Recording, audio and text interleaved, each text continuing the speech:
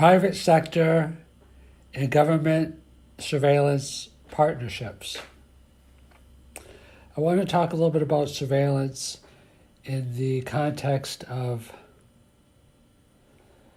private companies and governments working together collaboratively on surveillance.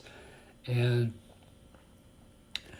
this came to my mind in particular today due to an article that I read from TechCrunch entitled "Over 30 Civil Rights Groups Demand an End to Amazon Ring's Police Partnerships."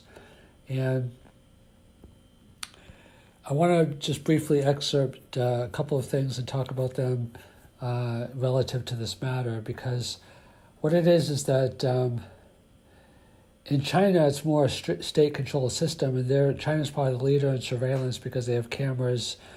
In one of their cities that has 10 million people, they have over 2 million cameras, and they have facial recognition, and the government works closely with companies to control their data, so you have much more surveillance. But in America, there's increasing amount of cooperation between government and private companies in regard to surveillance as well. And this Ring partnership highlights one aspect of that, one prominent aspect, actually. So just to quote from the article, brief excerpts. First, these partnerships have already raised concerns with privacy advocates and civil liberties organizations, which claim the agreements turn neighborhoods into informants and subject innocent people to greater risk and surveillance. This is a result, that's the end of the quote, but this is the result of 30 groups calling for Amazon to stop working with police departments with the Ring. Now, just following up on that quote, continues, and I think this is critical. Had the government itself installed a video network of this size and scope, it would have drawn greater scrutiny.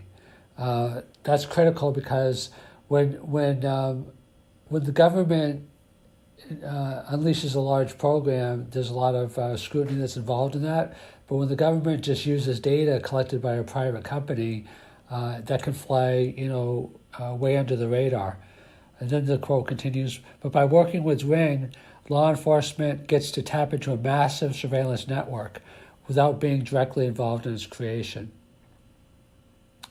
Okay, then it continues, with no oversight and accountability, Amazon's technology creates a seamless and easily automated experience for police to request and access footage without a warrant. That's critical.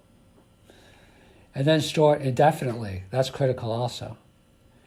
In the absence of clear-cut civil liberties and rights-protected policies to govern the technologies and use of their data, once collected, stored footage could be used by law enforcement to conduct facial recognition searches, target protesters, exercising their First Amendment rights, teenagers for minor drug possession, or shared with other agencies like ICE or the FBI. So increasingly, because there's another set of articles today that Amazon is also working more closely with the Defense Department. They're the leading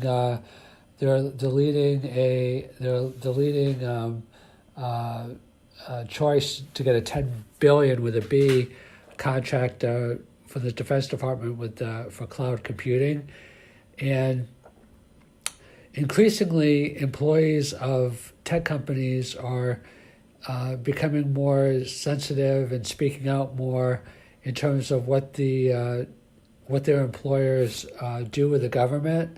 Wayfair, for example, their employees, I believe, had a walkout because they sold their beds to to ICE for the detention centers. Both Google and Amazon have had very significant and prominent employee reactions.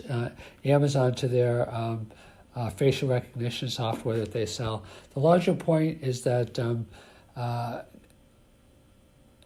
American companies are going to be coming under potentially increasing scrutiny for how they work with governments, in this case in terms of surveillance.